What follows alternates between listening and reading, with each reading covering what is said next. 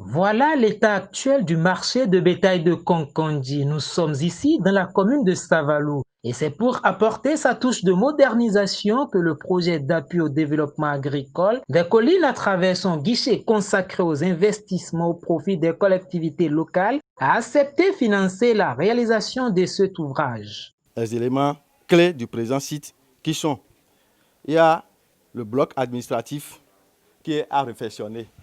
Il y a les hangars à réfectionner. Il y a aussi la clôture du domaine à construire partiellement avec guérite. Il y a le quai d'embarquement et débarquement à construire. Il y a le module de latrine à 4 cabines à réaliser. Il y a aussi le module de douche à 4 cabines à réaliser. Et il y a aussi l'implantation, le point d'implantation des lampadaires solaires photovoltaïques.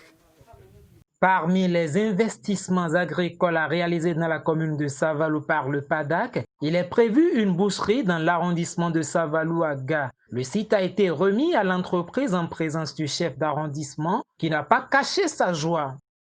C'est un beau jour pour nous.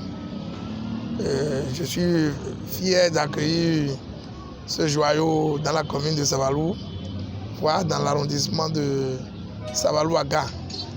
Et ça renforce le développement à la base. Et je voulais rassurer les partenaires que nous allons utiliser à bon escient cette construction qui sera faite.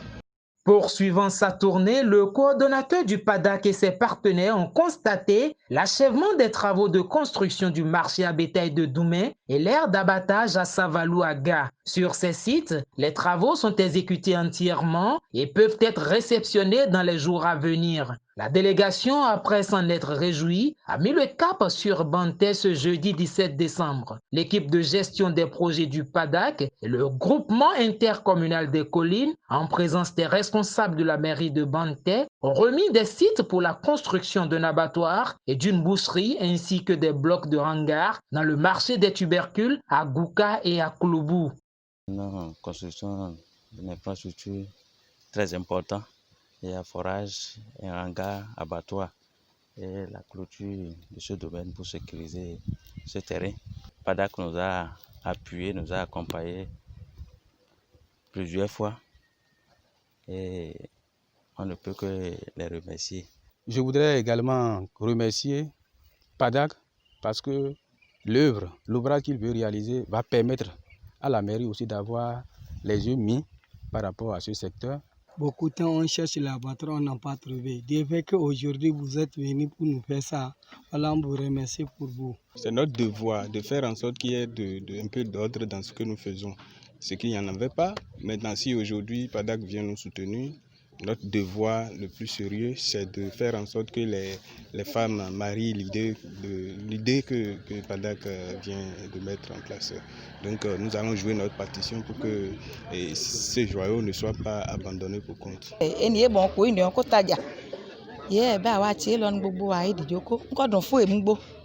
Au terme de ces 6 jours, le responsable de la sécurité foncière a dit ses satisfactions au regard des dispositions prises par les collectivités locales pour la disponibilité des sites et appelle à une formalisation. Même sentiment exprimé par le président de l'Union départementale des organisations professionnelles, d'éleveurs et de ruminants du Zou et des collines. Ma satisfaction est grande parce que les sites que nous avons parcourus sont en partie des sites sécurisés. C'est les domaines publics mis à la disposition des entrepreneurs pour l'érection des ouvrages publics. Les quelques espaces appartenant à des individus, les premiers propriétaires ont fait des dons.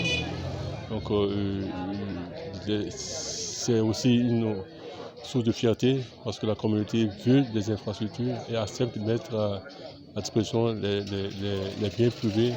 Aujourd'hui, quand l'infrastructure n'est pas encore mise en place, il n'y a pas de problème. C'est-à-dire que les pioches commencent par creuser, que les présumés propriétaires se présentent. Donc nous avons demandé à ce que les parcelles privées qui font objet de dons à la mairie et que les donataires prennent des actes écrits et non des actes verbaux, des actes écrits et les transmettre à la mairie.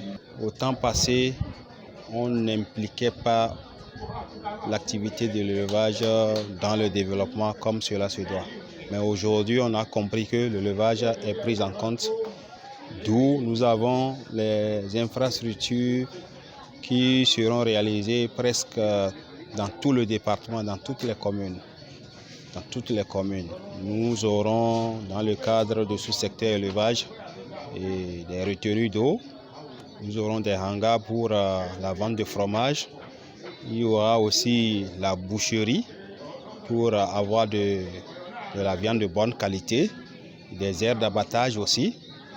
Donc tout cela contribue au développement et nous anime de bonne volonté à faire un bon usage.